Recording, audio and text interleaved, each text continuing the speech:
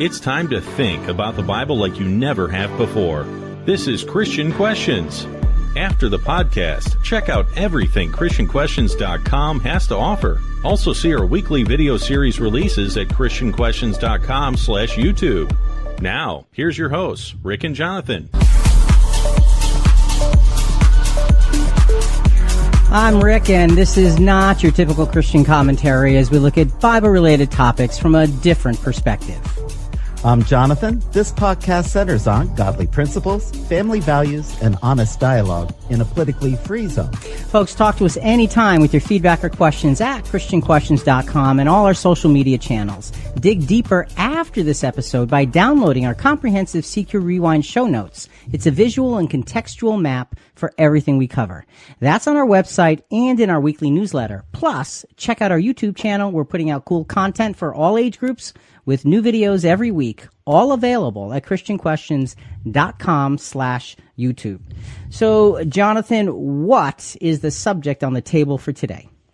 Well, Rick, our question is Contradictions Part 4. Why so many contradictions surrounding Jesus' resurrection? And our theme text is found in Luke chapter 24, verse 6. He is not here, but he is risen. Remember how he spoke to you while he was still in Galilee? Folks, the question again. Contradictions, our Contradictions series. This is part 4. We're running through a mini-series right now. This is the second consecutive week. We're doing 4 weeks on these contradictions. Why so many contradictions surrounding Jesus' resurrection? Ask any Christian and they will tell you that one of the greatest, if not the greatest event in all of biblical history is the resurrection of Jesus after his crucifixion. We laud this event as the undeniable guarantee that God's plan for the world's salvation is entirely unstoppable. This event not only sealed the ransom payment as received, it also sealed the fate of Satan as well. So, with so much writing on this event, you would think that the narrative given us in Scripture would be the most crystal clear account in the entire Bible. Well, that is not the case. The event is recorded by all 4 Gospels, and each of them seem to contradict the others. Why? Coming up in today's podcast, what do you do when one biblical account says one thing and the others seem to say exactly the opposite? Our second segment begins with exactly such a problem, so join us for that solution.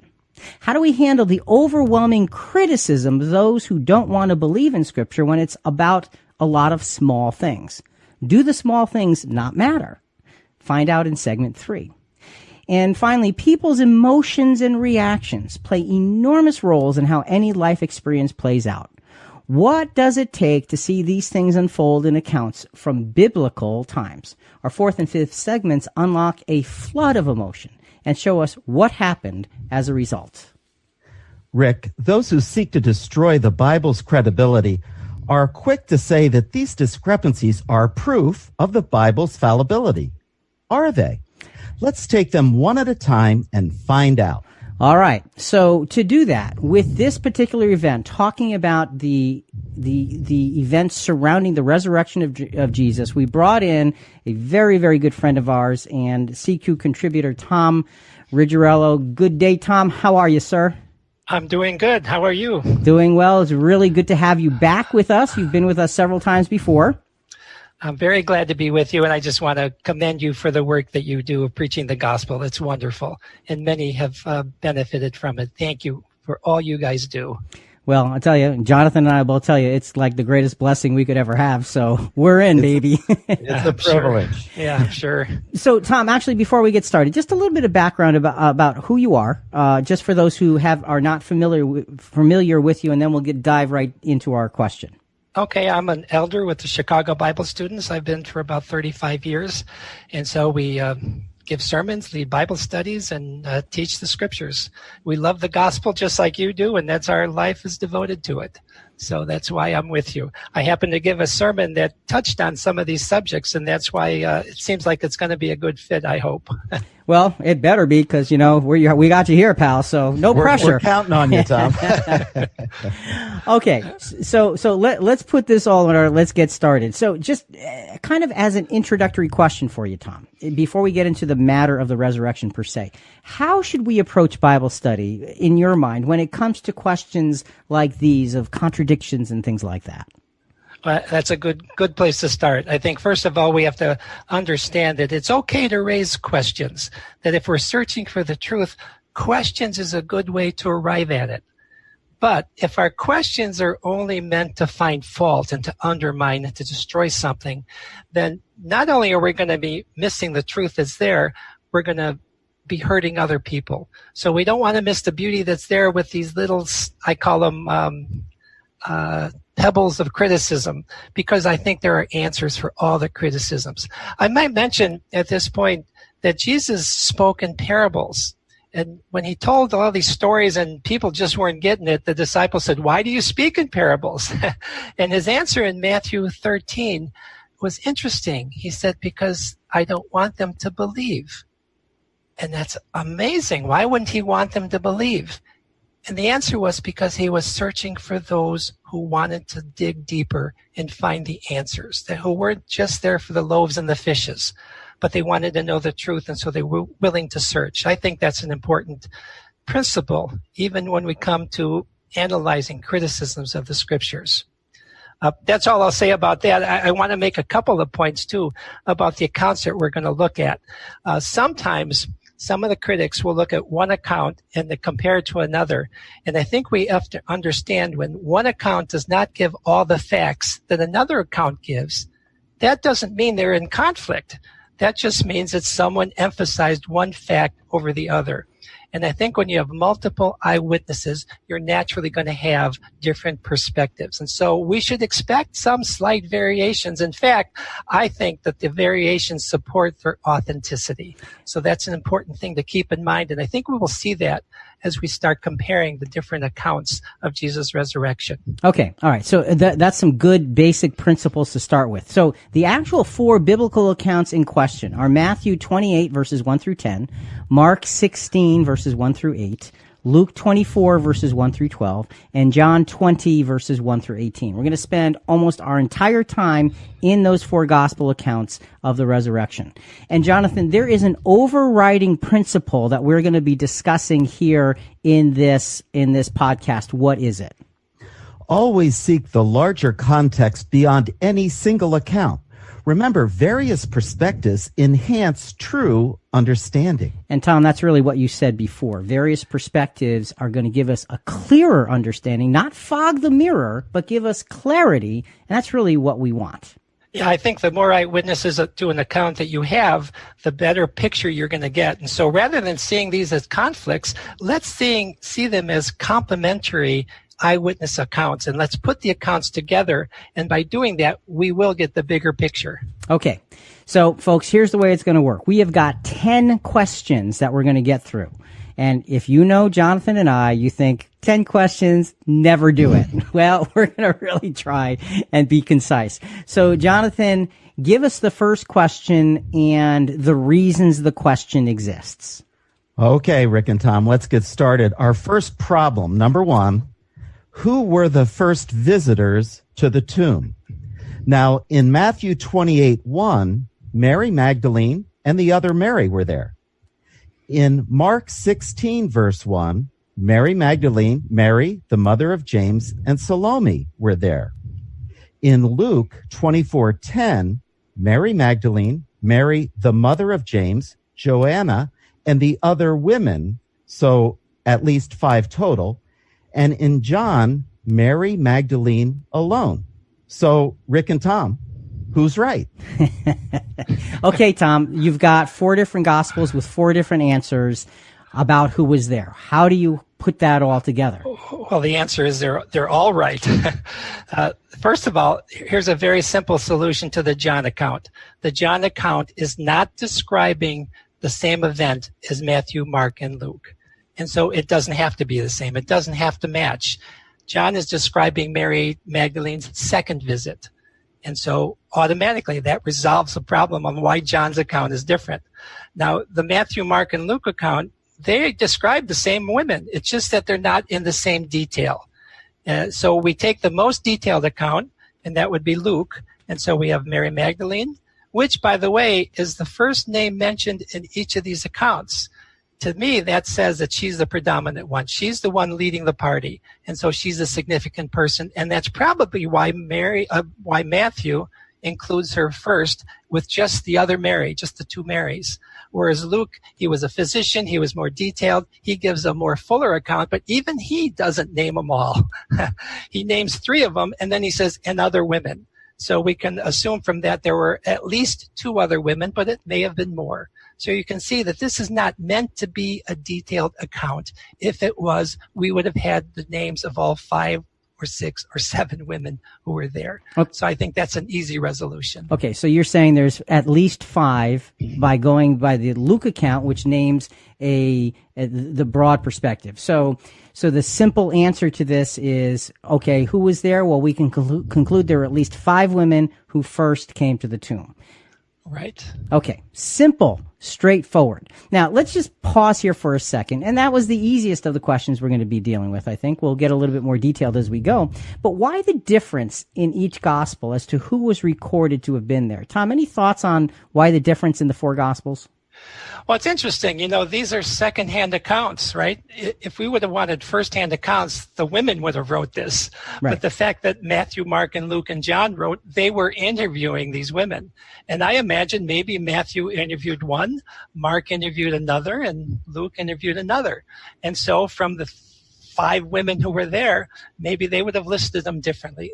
But realize there's a lot that we don't know that's not written, that we have to kind of surmise. So I think that the women who were there, it wasn't important who was there, except for the Mary Magdalene, I think, is the most significant one. So it's not a detail that we have to get hung up on because it's not that important. The important point, of course, is the resurrection and that there were eyewitnesses to it. And that ends up boiling down to being the most important thing. And the other thing about the Gospels, Matthew was predominantly written specifically to prove that Jesus came and fulfilled the Old Testament. He was a compiler who put the proof together. Mark was written from a sort of an action standpoint. He records a lot of what Jesus did, more so than the words of Jesus. Luke, like you said, the physician, he puts it in order, he puts it in sequence. And John gives us the sense of the people and the feeling and the experience. So you've got 4 different approaches to the same event that give you 4 different flavors to the same event. And I think that adds a whole lot to it. Okay, so first question, pretty simple. Jonathan, what about the next question? All right, question 2. What time did they come to the tomb? Now, again, this is a timing question. So in Matthew 28:1, it says, as it began to dawn. And in Mark 16:2, very early in the morning at the rising of the sun. And in Luke 24:1, very early in the morning. And in John 20, verse 1, when it was yet dark. So let's get right to the point. What's the answer? Is it light? Is it dark? Tom, you've got 3 gospels that seem to be very, very close, and John seems to be just saying it's even earlier. What are your thoughts? Yeah, I go back to the point I made earlier. There are probably 5 women who were describing the morning, and they all use different words. I don't think that's a big problem. If you look at the John account, seems to be the issue while it was still dark. But notice it said it was early. They came early to the tomb. So it wasn't midnight. It wasn't 2 a.m. It was early in the morning. And if you look at that word dark, strong, in Strong's Greek dictionary, it says it could be translated dimness or obscurity. I mean, to me, that's a perfect word to describe when the sun is just coming up. I don't get up that early very often, so but when I do, there's a dimness to it. The sun hasn't come up yet. So I don't see a real problem here. Well, and how many times have you, if you're up at that hour, and I used to get up really, really early to do the radio when it was Christian Questions on the radio and drive out to Jonathan's area, and I used to leave my house at 3:40 in the morning. And that was before the sun. And, there were points where it's still dark, but you can see. Yeah, let me say this too. If they were trying to be precise, they would tell you what time it was in the morning. Yeah. The fact that they're just giving a general description is showing that they're not trying to be precise. They just want you to know that this was at the dawn. And, and folks, look, for those of you who are critics who say, see, the Bible isn't being precise. No, it's not. It's not trying to be, it's painting a picture. And what you get from this is there were at least 5 women there, and it was really, really at the very crack of dawn, early in the morning. So that gives you the picture. That's what these are for. So if you say, well, the Gospels don't agree exactly, okay, and what's your point? The point is we're painting a picture of a dramatic event. Let the picture be painted. And again, the other perspectives end up being very, very important here. Rick, if I could just add one thing, let's not miss the point of who is doing this and when. This is the day after the Sabbath. They couldn't do this on the Sabbath, so they come Sunday morning. They come first thing morning. It shows you the depth of how much they cared for our Lord, that they were willing to continue to serve him even while he's laying in the tomb. At least they thought he was laying there. And the fact that it was the day after the Sabbath, they were not to work, so they were going to set about their work at the earliest possible dawning, which shows you their faithfulness to him. Yeah, if you get hung up on the word, at the dark, you're going to miss that beautiful point that there was dedication here. These women were devoted to him with their lives. Okay, good. So it's pretty simple. At least 5 women, and it's early in the morning. Lots of little details, and already we can see how easy it is to confuse things. We need to pay attention. We know who was at the tomb and when. So the next question is, what and whom did they see? We're excited to be hearing from our growing listening audience at ChristianQuestions.com through Facebook, Instagram, and Twitter. You can also chat with us now during the live broadcast. You know what would be really awesome? If you can leave us a review when you subscribe to our podcast on Apple Podcasts, Google Play, Podbean, iHeartRadio, Spotify, and others. It helps us reach even more people. Thank you for subscribing and reviewing. Now, let's take the next steps in our comprehensive conversation.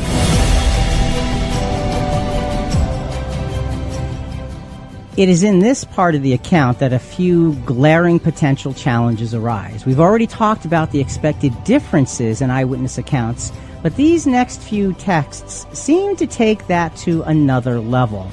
So how do we honestly reconcile scriptures that we will see seem so contrary to one another? And I want to put the emphasis on seem contrary. And before we get to the next question, Trish, my wife and our sort of our program observer, she came in and dropped off a question, and she does that when she figures out, okay, let's be clear. She says, how does it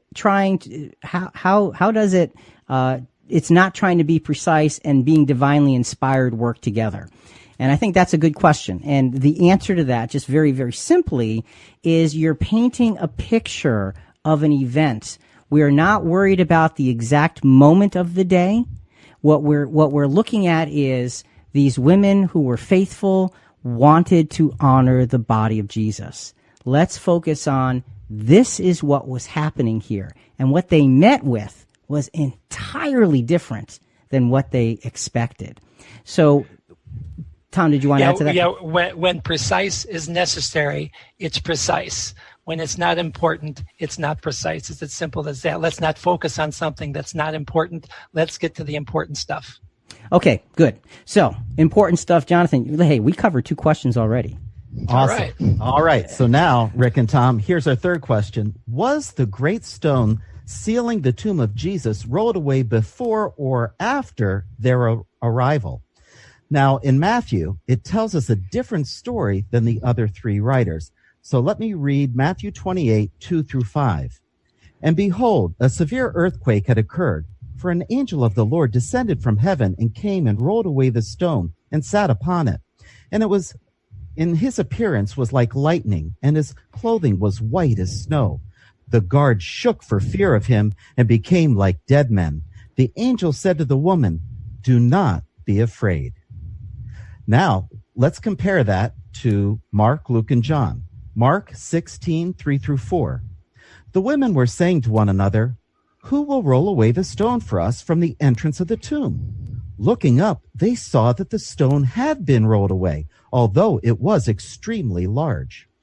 In Luke 24:2, it reads, "And they found the stone rolled away from the tomb." And in John 20, verse 1, it says, "Now on the first day of the week, Mary Magdalene came early to the tomb, while it was still dark, and saw the stone already taken away from the tomb." So, how do you explain the Matthew account compared with the other three? Okay, so Tom, in the Matthew account, you've got these extra details. In the other three accounts, it's okay, they came, it's really, really early in the morning, and the stone is already rolled away. Matthew tells us how the stone was rolled away, and it says the angel was there with the women saying, "Hey, don't be afraid." So it seems to be very contradictory, because it seems like it's saying, well, they were there and they saw this angel do this work, and it really scared the daylights out of them. And what do you say to that? Let's say this: don't read what's not there. Okay. Let's put the accounts together and fill in the missing details. If you read Matthew 28, 2 through 5 carefully, okay, it does not say that the women saw the stone rolled away. It doesn't say that. It says the guards saw it. They were terrified, and it says that they became like dead men. In my mind, that describes they passed out of fear. They were paralyzed with fear. And later in the Matthew account, it tells us they revived, they went into Jerusalem, and they told the priests what was happening. That all takes time to happen. And I think what we have to do is realize that between verses 4 and 5, there was some time that passed. And so after these guards are dealt with, they're terrified, they leave, the stone is rolled away, then the women come and they see that the tomb has been opened. Now, with that interpretation, it harmonizes with the other accounts without violating anything in Matthew. Just put 5 or 10 minutes between verses 4 and 5, and that resolves the problem. Okay. All right. You said that way too easily. Because, the critics make this a big, big deal. And they say, well, this is all written in the present tense, and therefore it has to all be happening at the same time, and on and on and on. And so the point of some of the critics are that in verse 4, and again, I'm going to go over verses 4 and 5 of Matthew 28 because this is the crux of the matter. The guards shook for fear. I mean, they were afraid to the point, like you said, that they probably passed out. Talk about fear. Okay, that's enormous. And then the very next words in Matthew are, the angel said to the women, "Do not be afraid."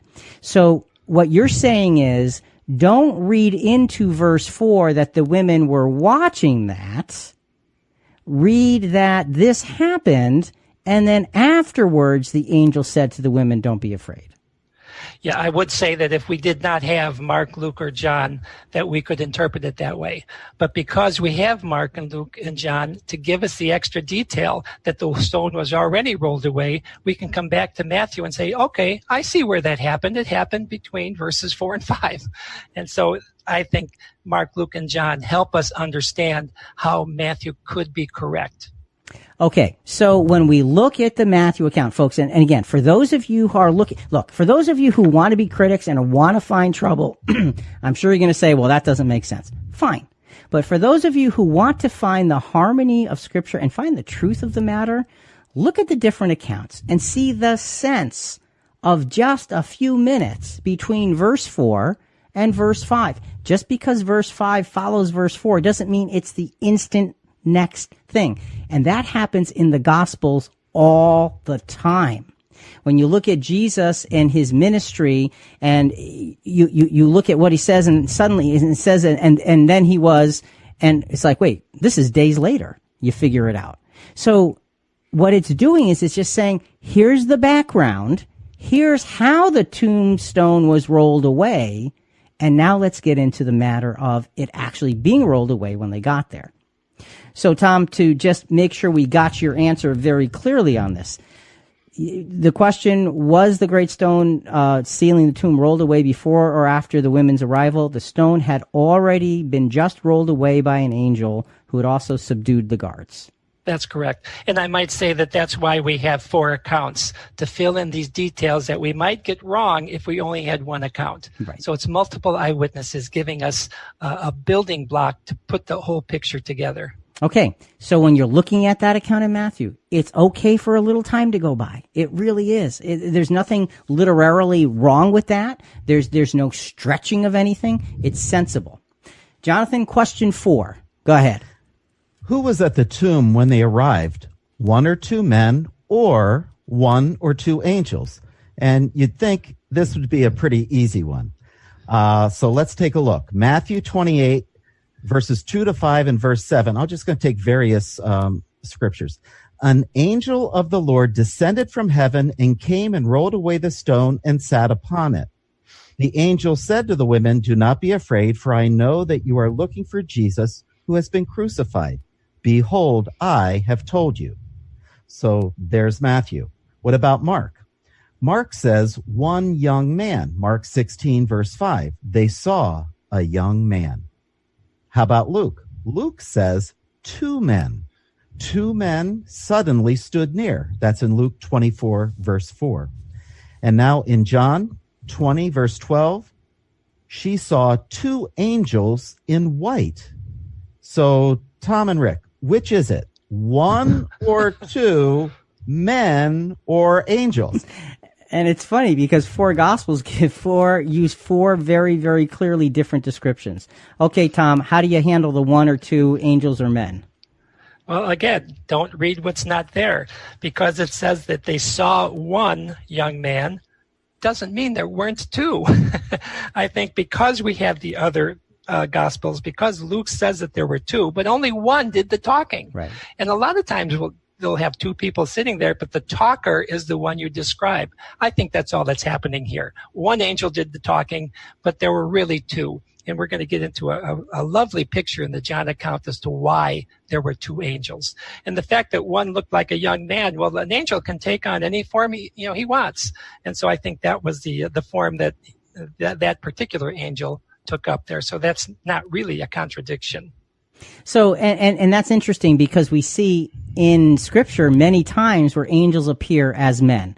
And we know that they are because they're identified as such. And so the content here is showing us the intensity is that, and you read one description, I think, Jonathan, where it said it had dazzling clothing. In the Luke account, 2 men suddenly stood near in dazzling clothing. We're going to expand that further, but it gives you the sense of the awe of the moment with the way they were robed, but the sense of at least coming down to the reality of appearing as men so you could have a communication. And I think the Gospels, plural, all 4 of them, are trying to show us this was the most amazing event in all of human history. And you have these 2 angels that are coming to these women in the appearance of men to make it palatable, to make it understandable, because the trauma cannot even begin to be grasped here. So, Tom, as we look at this then, and we say, okay, what's the answer? You're saying, if I've got this right, 2 angels who took on the likeness of men, and both were dressed in dazzling white. And 1 did the talking. And that's why a couple of the Gospels say it was 1. Okay, and again, that's an important aspect. Scriptures do that frequently. And there's another account that I meant to look up and I didn't. I think it was the account of blind Bartimaeus. When he was healed, when you look at one of the other Gospels, it says it was him. One Gospel says it was him, and another Gospel says there were 2. And you look at it, it's the same account. And why does one Gospel only focus on the one guy? Because he's the one doing the talking. So that is common in Scripture, focusing on the one giving the message. So simple, straightforward answers to what some people would like to make to be very difficult, what they call contradictions.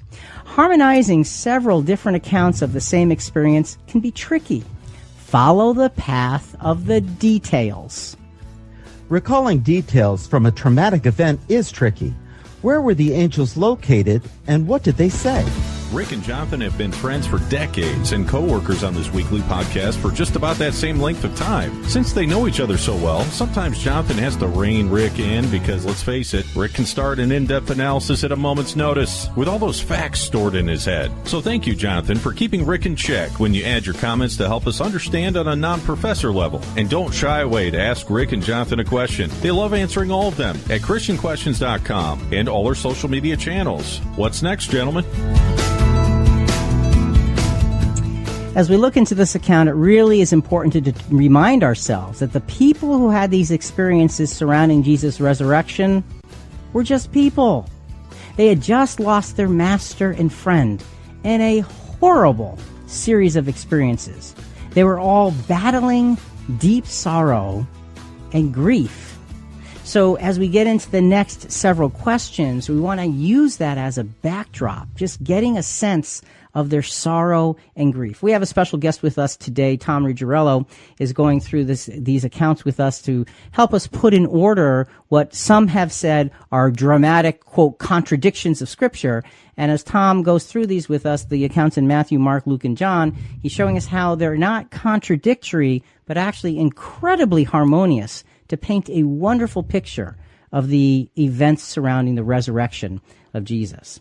So, and Rick, I personally am very thankful that Tom is here, and I appreciate his studious perspective. And what I'm really thankful for is your gentle and relaxed comments, much different than my little buddy Rick, that keeps me on edge during the program. You know, I'm feeling really relaxed, and I'm ready to break out in song and sing Kumbaya. Thank you, Tom, for being here. Okay, well, there you have it. Have to break it up a little bit. See, Tom, that's the effect I have on people. What can I tell you? Yes, very good. All right, to our fifth question. Yes, sir. Where were the angels situated? Inside or outside the tomb? Standing or sitting? Sounds simple enough, but is it? Well, in Matthew 28, verse 2, the angel was sitting on a stone outside the tomb. In Mark 16, verse 5, a young man sitting inside on the right. And on Luke 24, 3 through 4, two men standing inside. In John 20, verse 12, the two angels were sitting one on each end of the bed. So, well, it's not so easy. What do you got? Okay, so Tom, standing, sitting, inside, outside, how does it all fit together? Again, yes, to all of it. They did all of that. Again, realize that we're given 4 accounts so that we can take them as a united testimony. Now, we dealt with the Matthew account and the angel sitting on the stone, and we saw that the angel was not sitting on the stone when the women came. That was in order to deal with the guards, get rid of them, get them out of there, get the stone rolled away so the women could go inside. All the other accounts, Mark, Luke, and John, all say that the angels were inside the tomb.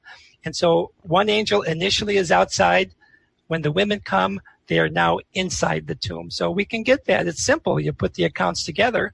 And one was standing and one was sitting. Well, why couldn't he have been doing both? He was initially standing or initially sitting and then changed position.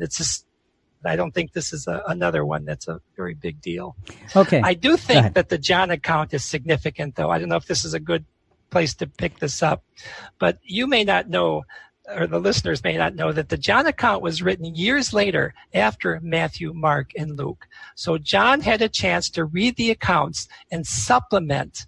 And what he does is he tells us very specifically one thing that the other accounts did not tell us. He says that one angel was sitting at the head and one was at the feet of where the body of Jesus was lying. He's doing that, I believe, for a very specific purpose. Whereas the other ones were just giving general information. John says, okay, here's a detail that you're going to appreciate once you understand it. Okay, so I got to ask you, what's the very specific purpose then? Because, you're saying that he's bringing this detail of one at the head and one at the foot. Now, the body of Jesus wasn't there, but where he had been laying. Why that very specific detail? Two angels. Here's a perfect reason why every Christian should study the Old Testament as well as the New. If you study the ancient tabernacle of Israel, this should bring a picture to mind. Tabernacle building was made up of two rooms, the holy and the most holy. And on one day a year, called the Day of Atonement, which Jews still celebrate to this day, Yom Kippur, the blood of the bull was brought into the most holy, and there was something called the Ark of the Covenant. And the Ark of the Covenant was a wooden box overlaid with gold, and on top of it was what was called the mercy seat. It was a solid piece of gold, and it had two angels formed into it. Yeah, and actually, Tom, we had talked about that just a little bit last week in our contradiction series. So this is good. You're kind of building on what we talked about. But go ahead. Oh, good. Okay. Anyway, these angels are formed out of one piece, and they're looking towards the center of the ark, and they're looking down. And when they sacrificed the bull on the Day of Atonement, they would bring the blood into the most holy, and they would sprinkle it on the center section of the mercy seat. Where the angels were looking. Where the angels are looking. Yes. And they're sprinkling it, it says on and before. And if you picture that, it could be in the shape of a cross, right, if you interpret that right. And so what that did for Israel, it gave them 1 year of having their sins covered so that they could have a measure of relationship with God. It was called the sin offering. It was the Day of Atonement. And if the mercy seat itself is God's justice, where blood would naturally be sprinkled, the two angels have been interpreted to be God's love and his power. And so God's love and power are looking down at the mercy seat, waiting for the blood of atonement to be applied. Okay, so that's the static picture in the Old Testament. Now you bring that mercy seat in your imagination and put it in the tomb where Jesus was. You see the slab and you see two angels. But now these angels are different. They're not made out of gold. They're alive. They're not facing in. They're facing out, and they're talking. So what this is saying, I believe, in John's picture here, is that the satisfaction of sin has been made by the death of Jesus, where his body had laid on that slab. And now the angels of power and love can do something. They can act because the blood of atonement has been provided. I think that's intentional, and it's a lovely picture that you would miss if you didn't study the Old Testament and the pictures there, and of course, along with that, the book of Hebrews. Wow. That to me gives me goosebumps. Yeah, there's a lot there. And folks, Tom is actually going to come back on with us in a couple of months, and we're going to do an entire podcast on the tabernacle and all of those things, so you can look forward to that. But Tom, thanks for adding that detail. One other detail in this, I think that's really also important. In the Mark account, it talks about a young man sitting at the right. Now, you had obviously one on the head and one on the foot at the right and the left, and on and on. But again, you were talking about focusing on the one that did the speaking. It's interesting to me that the announcement for Jesus' resurrection is by the angel who's sitting on the right. The announcement for the coming of John the Baptist to Zacharias was from the angel inside the temple speaking to Zacharias, and it says he was on the right side of the altar. So you have that place of authority that is, the message is coming from God. The right side of God's authority saying he is risen. And, so folks, instead of getting tied up in the details saying, well, I don't understand how these fit together, put them together and see how the story jumps out because you have the different gospels. So the answer, the angels were situated. They appeared inside the tomb, likely first standing and then sitting where Jesus had been laid. Yes? Yes. And of course, the first angel started outside on the rock, but then appeared to the women inside.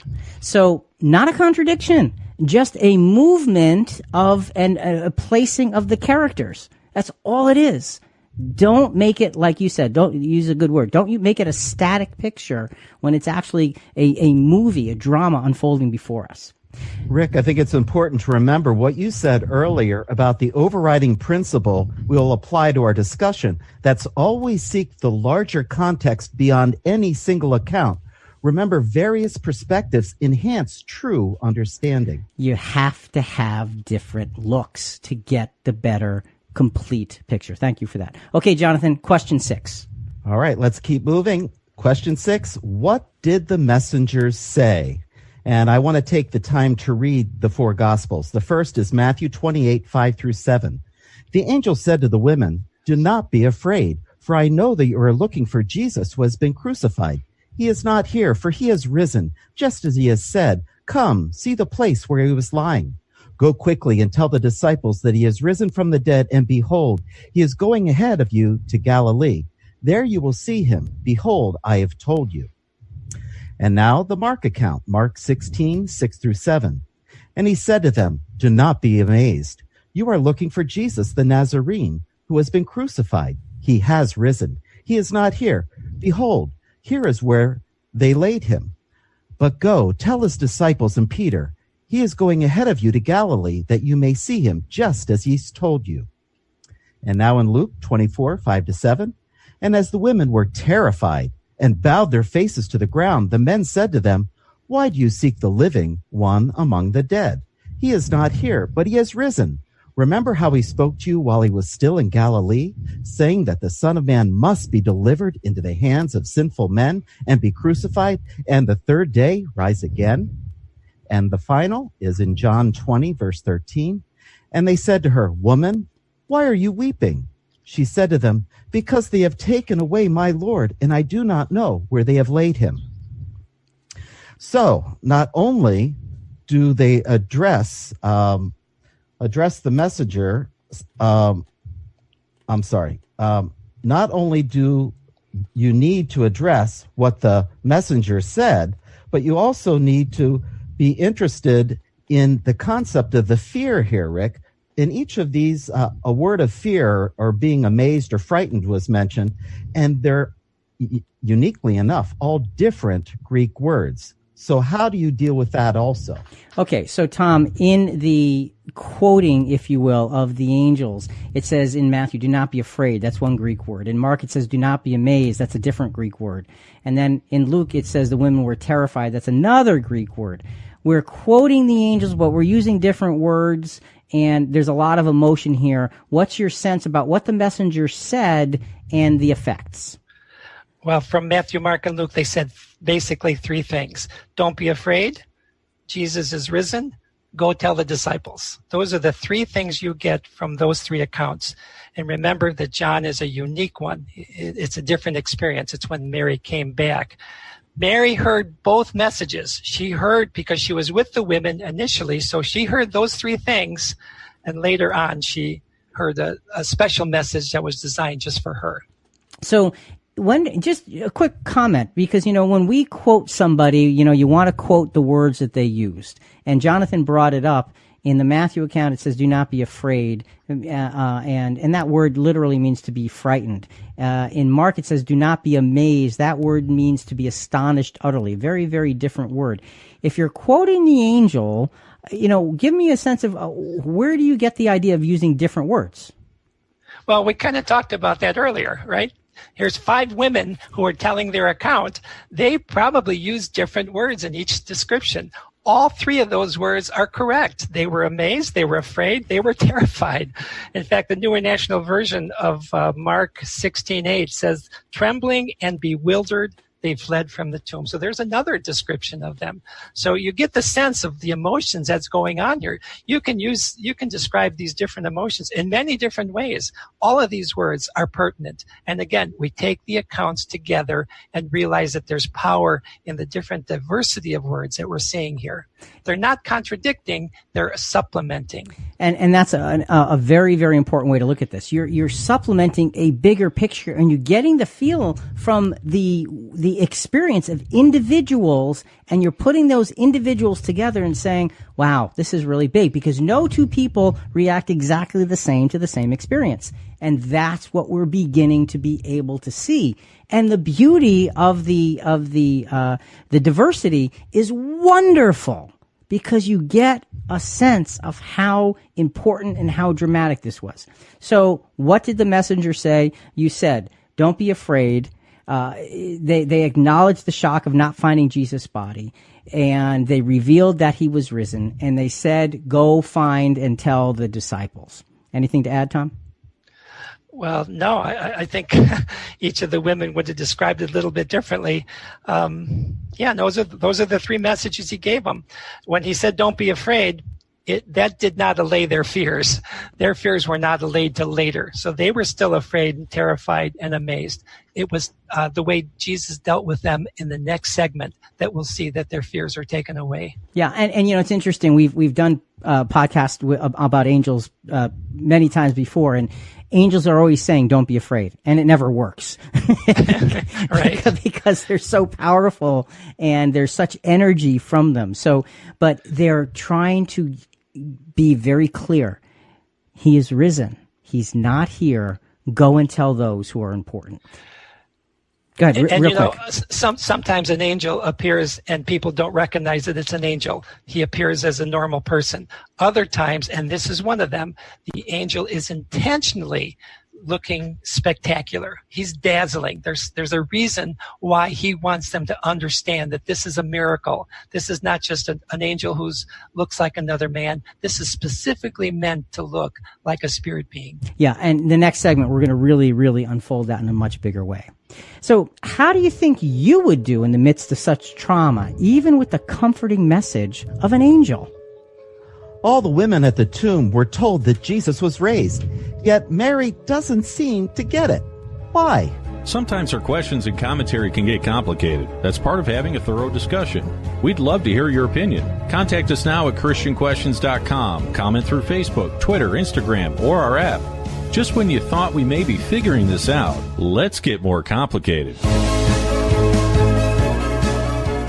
This is one of those points that critics love to grab hold of and run with. It proves that the events we are talking about did not go smoothly and without issues.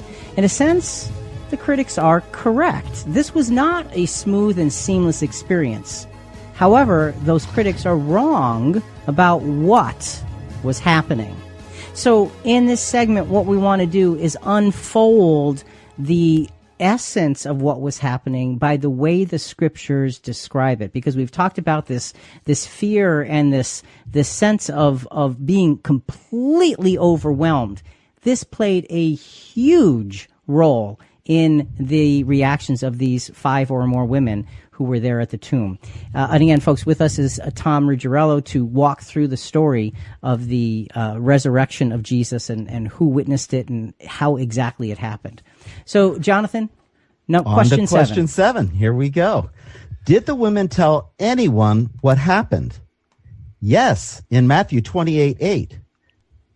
They ran to report it to his disciples.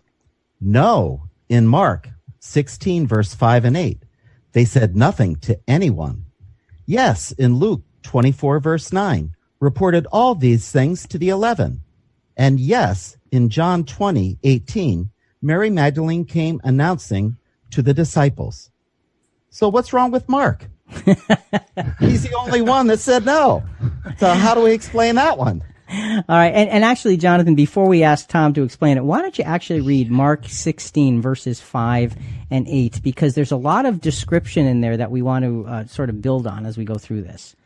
Entering the tomb, they saw a young man sitting at the right, wearing a white robe, and they were amazed, astonished utterly. They went out and fled and ran away from the tomb, for the trembling, quaking with fear and astonishment, displacement of their minds had gripped them. And they said nothing to anyone, for they were afraid. Okay, so you've got that Mark account, Tom, that says they said nothing to anyone, for they were afraid. And yet in the other accounts, they went and talked. Well, we read these words in black and white, and they're a story on a page. But try to comprehend the emotion that they were feeling. Trembling and bewildered, they fled, and they resolved not to say anything. Whereas the other account said the reason they were leaving was to tell the apostles. I think both are true. I think they were so disconcerted by what they were seeing, by what they were told, that they were bewildered. Did they believe it or didn't they? I don't think they believed that Jesus was raised. I believe they knew that his body was gone and that this dazzling person told them that he was resurrected. They are utterly confused and bewildered. And so they would say, let's not say anything to anyone on the way, but let's tell the apostles what happened. And if you look at what Mary Magdalene did, when she came back, she was looking for his body. She was not looking for a resurrected Lord. Right. So she did not believe that he was resurrected. So I think both can be explained. They're in a mental state that we just can't comprehend unless we've lived through it.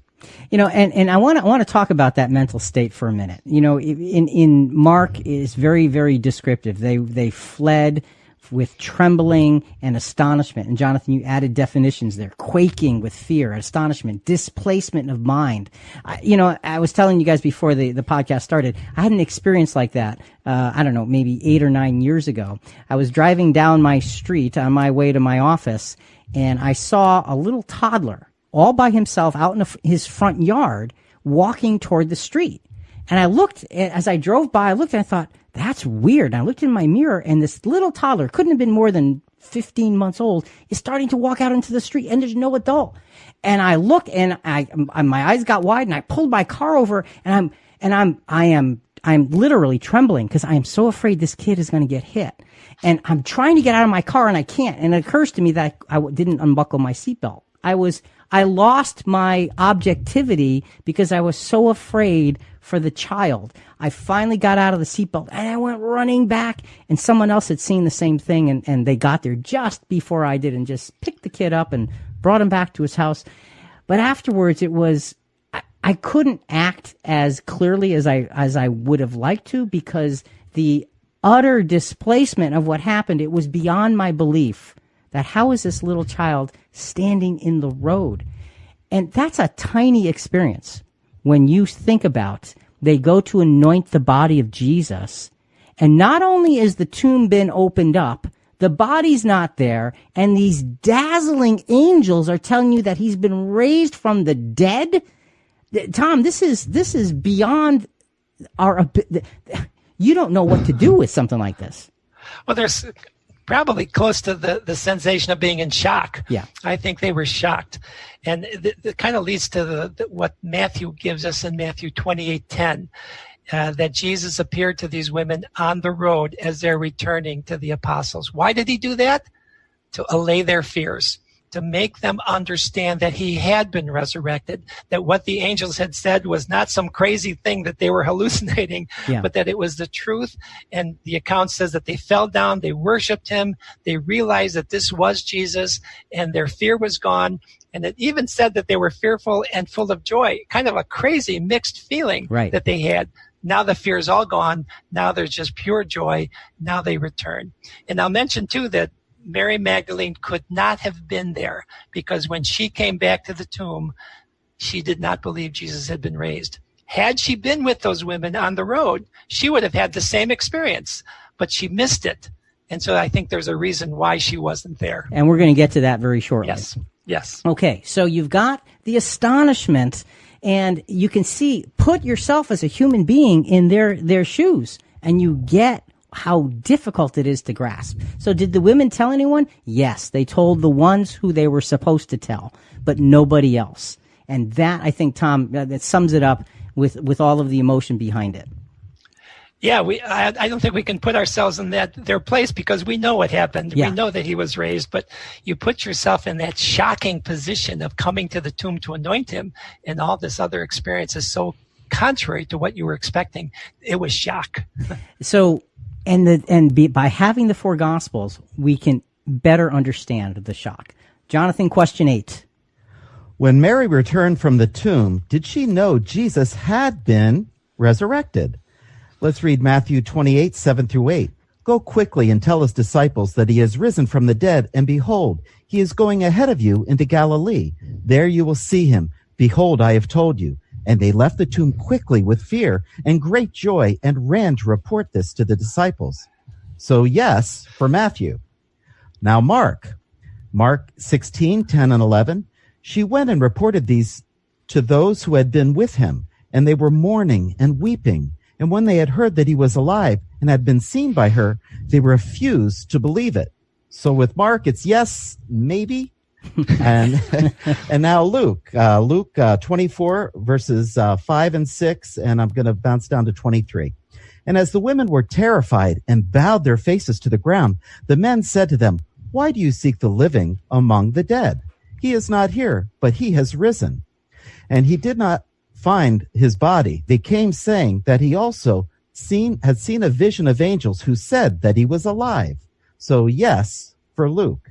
And in John 20, verse 2, she ran and came to Simon Peter and to the other disciples with whom Jesus loved, and said to them, they have taken away the Lord out of the tomb, and we do not know where they have laid him. So no for John. So I am confused. She was there when the angels were there. Shouldn't she have known? What do you think? Okay, so Tom, we've got Matthew, Mark, and Luke all alluding to, yes, she knew. John says she didn't know. Now, obviously, we were talking about the confusion aspect, but go ahead, expand on that here. Well, we're focusing in on Mary Magdalene specifically. Right. So I would say Matthew, Mark, and Luke show us that she did not know, because John tells us when she came back, she did not know, which tells me that she was not there for the Matthew, Mark, and Luke accounts. She was not on the road when Jesus appeared to them and confirmed to them. So where was she if she wasn't with the rest of the women? Well, we know when she came back with Peter and John. So she went to look for Peter and John. And I believe, this is some speculation, but I believe she went to a different location than the other women. If you go back to the Garden of Gethsemane, you remember what happened when Jesus was arrested? Yeah. He was taken to the house of the high priest. And who followed? Yeah, Peter. It was Peter and John, yes. Right? And where did the other disciples go? They ran away. Where did they go? We don't know. I would speculate they may have gone to Bethany, which is where Mary and Martha lived. And that was a couple of miles outside of Jerusalem. So I think the women went to different locations. That would explain why Mary, Peter, and John came first, and they came running. If they were 2 or 3 miles away, by the time they got to the tomb, they wouldn't be running anymore. Yeah. So I think Mary specifically went to find Peter and John somewhere in Jerusalem, while the other women went to find the other disciples somewhere else. And that's why she wasn't with them on the road, because she knew Peter and John weren't in the same place. So she went to where they were. And so I think that explains why she didn't understand that he had been raised when she came back. And, and that's a great example of the study of context. We see that the apostles did different things days before, and were most likely in completely different locations because it was a very fearful time for them. She knew where Peter and John were, and that was her task. The other women, however many there were, their task was the rest of the disciples. So you can see that you divide and conquer. They're going to take care of things, and Mary didn't grasp it. It's not like she didn't know. She was told, but have you ever been told something that was just beyond your ability to comprehend? Absolutely. and I think that's what we have here. So Tom, the answer then, perhaps the best way to phrase the answer is, Mary was given the news of his resurrection because she was there when the angels announced it, but was not initially able to comprehend it. None of them were. None of the women were. It wasn't until Jesus appeared on the road that they finally grasped it. And then, of course, for Mary later. So, and that's the interesting thing, and we're going to get into that in the next segment, is, Jesus does appear to Mary specifically. And you think, well, why Mary specifically? And your answer makes utter, complete sense, because he appeared to the rest of them. He needed to appear to her as well, so they could all be clearly assured there was nothing weird. It was God's miracle taking place, just as Jesus had said. It's pretty cool, though, that he would be so considerate not to expect Mary. Well, the other women will tell you he treated her special. There was a special thing. And we see other instances of that. Just a side note, after Peter denied Jesus, after Jesus' resurrection, he makes specific appearances just to restore Peter. Yes. He saw that Peter was troubled with his guilty conscience, and he went out of his way to restore him. Had he not done that, Peter would not have been an apostle anymore. And that shows you, that same principle shows you in Mary's case. Remember, Mary was the one who 7 demons had been removed from. Jesus had saved her life. And you're right, she was special to him, and on honoring him after he was dead, I think so overrode the power of the miracle that Jesus very calmly and graciously, and we'll see in the next segment, came to her. And what this is showing us is we're always assured that we're given what we need so our faith can be complete. Yeah, I don't think any of us can appreciate what it means to be demon possessed, especially by 7 demons. Yeah. So her experience and the change in her life that Jesus accomplished for her planted in her heart such a depth of appreciation and love for him that she would do anything for him. And I think she was the leader of this whole entourage of women. I think it was her idea to come early in the morning. And I think that's why she's mentioned first in each place. I'll tell you, I'm so glad these folks decided these things contradict themselves, because then we get to talk about it. It's really amazing, the beauty that we get to see. It is really amazing to see the depth of caring by Jesus for Mary in the middle of the world's greatest miracle. Yeah. With all these powerful and life-changing events unfolding, what details are left to be put in order? Talk to us during our live Monday night podcast from 8 to 9:30 every week. If you're listening through our app, just hit the message button. If you're on ChristianQuestions.com, click on chat at the bottom of your screen. As our discussion continues, it is inevitable when we start to answer questions that more questions appear. Let's see how this expands. Now that we've navigated through many of the challenges to the integrity of this wonderful biblical account, we can begin to wrap it up with the last few details. It's important to always remember the fundamentals of reporting from various perspectives. People see differently, they recall differently, and so we can get their sense of it, because this was a very personal experience. And again, folks, with us is Tom Ruggirello to walk us through the narrative of the resurrection of Jesus, and the many scriptures that seem to contradict each other actually enhance each other in the telling of this wonderful, wonderful account, this world-changing account of the resurrection of Jesus. So, Jonathan, what's next? Number 9. When did Mary first see Jesus? Now, we're going to look at Matthew 28, 8 through 9, just various verses. And they left the tomb quickly with fear and great joy, and ran to report it to his disciples. And behold, Jesus met them and greeted them. And Tom, as you were mentioning before, Mary was not in that initial group. So it's really not described there from your perspective. Is that correct? That's correct, right? She went to somewhere else where Peter and John were. Okay. And now I think John is very interesting. Mark 16, 9 through 10. After he had risen early on the first day of the week, he first appeared to Mary Magdalene. Now, that's a confirmation. That is beautiful. Now, nothing is written in Luke on this, but let's take a look at John 20, verse 2, and then we'll also jump down to verse 14. So she ran and came to Simon and Peter and to the other disciples whom Jesus loved, and said to them, "They have taken away the Lord out of the tomb, and we do not know where they have laid him." And when she had said this, she turned around and saw Jesus standing there, and did not know that it was Jesus. So, Rick and Tom, when does Mary see him? Okay, so Tom, we had already talked about the Matthew account saying that Mary's not there.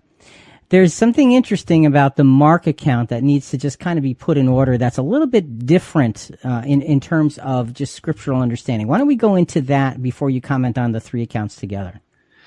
Okay, I think we have to understand where we got the Bible from. The New Testament writers, we do not have the original paper, papyrus, or whatever they wrote on. We do not have the originals. All we have are copies. They're called manuscripts. The oldest manuscripts we have date to the 3rd century, so a couple hundred years after they were actually written. And the way they were passed down, obviously they didn't have printing presses like we do. They had to be hand copied, letter by letter, page by page. It was a gruesome job, difficult. And so a lot of the original all the original manuscripts have been lost. But what the miracle of this is that we have enough evidence to preserve the original writings back to the 3rd century. The oldest manuscript we have is called the Sinaitic manuscript. It was found in the Sinai at St. Catherine's Monastery, and it's from the 3rd century. The Sinaitic manuscript does not contain Mark chapter 16, verses 9 to the end of the chapter. It's not in the oldest manuscript. And so biblical experts say that it was added later. And what they think that happened is that a copyist who read the other accounts assumed that Mary Magdalene was the first one to see him, so he added that. And he added some other things he thought were right. But you can actually scratch that out of your Bible because it was not in the original writings. I don't think Mary Magdalene was the first. I think she was the fifth, based on our reasoning that the women on the road were the first. There were at least 4 of those women. And then Mary Magdalene, according to the John account, saw Jesus on her second visit to the tomb when he appeared to her. But if anyone wants to look that up, it's actually been translated. You can go to codexsinaiticus.org/en. That will give you an English translation of the oldest manuscript of the Bible that is in existence today. Okay, so, there's a manuscript issue, and that's part of understanding Bible, quote, contradictions and Bible harmony. And so when something doesn't belong, we need to call it out, if you will. And when something does, we need to put it where it belongs, in the harmony. So what you're saying is the Mark account is really something added afterwards. So you have said that her first seeing of Jesus came after she came back to the tomb with Peter and John. She didn't see him before that. Okay. Yes, that's correct. Because she was not in the group with the other women on the road to go visit with the other disciples. That's correct, because if she was, she would have already known he was resurrected. Right. But from the John account, she clearly did not. Okay. All right. Simple question, actually. Very, very simple question. So, Jonathan, can you believe it? You and I, we made it to 10 questions. Oh, my goodness. Amazing. Yeah, it is. So what's the 10th? All right. Here it is. Last one. Could Jesus be touched after the resurrection? So this is talking a physical touch. Yes. And in Matthew 28, verse 9, it says, yes. And they came up and took hold of his feet and worshiped him. Now in John 20, verse 17, it's no. And the King James Version says, touch me not, for I have not yet ascended to the Father. But interesting enough, another citation in John says yes, and that's in John 20, verse 27. Reach here with your finger and see my hands, and reach here with your hand and put it into my side. That is obviously saying yes. So now there's nothing in Luke or in Mark. So the question, can Jesus literally be touched after his resurrection? So Tom, as we get into this one, and honestly, this is a nitpick. I think this is the biggest nitpick of the whole group. Okay, I really do, because it's like, oh, come on, let's get clear. But because it was brought up by those who are critics, we wanted to address it. And several of these contradictions, the 10 that we talked about, were brought up, and we wanted to put it on the table and say, look, there's a harmony. So the simple question, was it okay to physically touch Jesus after the resurrection? Yes, no, or maybe? Clearly, yes. In fact, the John account that they're claiming is a contradiction, she's clinging to him. Yeah. She's holding on to him. So it was possible. It was allowable. But what he is saying is, I've given you a job. This is important. Go do it. Don't spend time here. There's a lot of things that have to be done. And this is your mission. Go run. Go do it. Okay. So he's not saying you can't physically touch me. It's against the rules. He's saying no time for this. That's right. Okay, so it's a simple, there is no time for this. You've got something much bigger to do. Others need to know what you just found out. Understanding Mary's attachment to Jesus, she would have sat there for hours had she been allowed to, because of this traumatic infusion of blessing that her dead Lord was alive and he's standing right there. So he had to kind of break it up and say, you've got a job to do. Okay. So then the answer to wrap up this answer, Jesus certainly could be touched and embraced, but he would not be delayed, nor should they be delayed in the accomplishing all that the Father had for him to do in those next 40 days. There was a lot. In fact, the New American Standard says, stop clinging to me. Right. Is a better translation. So, of course he could be touched. But it was not about the touching. It was about the delay. It was about the urgency of the message. Okay, so those are the 10 questions that the critics put together and said, you see how much this account contradicts itself. And having gone through them all, we can see that it doesn't. So, Tom, let's begin to sum this up. And if you would, put these in order. Put the whole story in order as you see it unfolding. I may add a thing or two here or there, so I may interrupt you. Sure, no problem. Yeah, and again, I have a little speculation in here based on where Mary may have gone, but putting the accounts together, because I think that's the way they're intended to be treated, not using them as contradictory events, but complementary events. We see that an angel descends from heaven. He rolls away the stone. There's a great earthquake, and the Roman guards are terrified. They faint. They finally get up. They run to tell the chief priests what they had witnessed. That's from Matthew 28:11. And from the account, as we look, particularly from the Luke account, we see there were at least 5 women, including Mary Magdalene, probably led by Mary Magdalene, who initially came to Jesus' tomb in order to anoint what they thought was his dead body. When they arrive, the stone had been rolled away, and so they enter the tomb, and an angel invites them to see the place where Jesus had laid. They were terrified. They had never seen anything like this before. This was out of the ordinary. They were shocked by what they saw. They flee, and they determine that they're not going to say anything to anyone because this is just crazy. Yeah. So they separate. Mary runs to find Peter and John. I'm speculating somewhere near Jerusalem. And her message to them was, someone has taken the body of Jesus. We have to find it. And then the other women, they seek out the other remaining apostles wherever they had gone. I had speculated that it might have been to Bethany. On their way, the 4 women are met by Jesus. They recognize him. He talks to them. He gives them a job to do. They fall down. They worship at his feet. So they clearly now understood that he was alive. These were the 4 women. And then Mary Magdalene, she comes back to the tomb with Peter and John, still not understanding that Jesus had been raised. And then she finally encounters Jesus, who she thought was the gardener. He says her name in some tender way that only she could grasp, and she understood that this was Jesus. So he made a special appearance just for her. So you've taken all of the pieces of this account and put them together, and it's a very harmonious, flowing, beautiful, inspirational story that gives us the greatest hope mankind has ever received in the context of a great injustice, the crucifixion of Jesus, a great sorrow and grief, the death and burial of Jesus, and a great inability to comprehend the massiveness of the joy. So that's what the story looks like. So, folks, when you hear the critics say, "Well, it doesn't make sense," the different gospels contradict each other. Please take your time, go through them, see the harmony, see how it all fits together. Tom, any final comments? We're about to wrap up.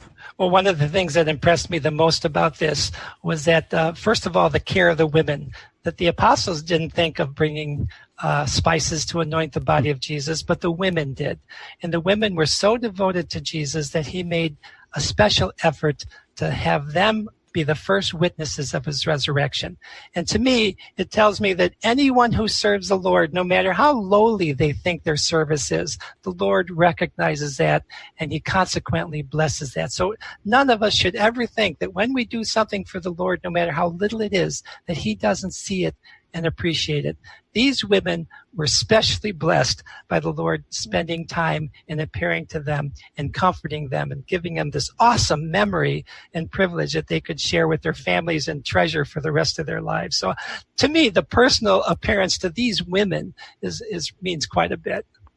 Okay, Tom, thank you so much for being with us and opening this story up in a way that only you can do. Thank you, brother. Appreciate it. My pleasure. Folks, listen, this is such an important thing. Let's decide to look at the scriptures in the way they were written, to hear the story that they are there to tell us, because it's all about the salvation of humankind through the life, death, and resurrection of Jesus. And when we look at this account of his resurrection, it is utterly inspiring and draws us to this sense of awe that God is God, and his Son gave his life so we could have life and the world could have life. What in life could be better than that? Think about it. Folks, listen, we really do want to hear from you. Give us your feedback or send us your questions on this episode and other episodes at ChristianQuestions.com. Also, a big part of spreading the word about our program is subscribing to Christian Questions in iTunes or Apple Podcasts or Google Podcasts or Stitcher. Whatever your favorite podcast channel is, please rate us, review us. We'd greatly, greatly appreciate it. And coming up next week, next part in our mini-series on Bible proposed contradictions, Contradictions Part 4, why so many contradictions about the book of Genesis. Talk to you then.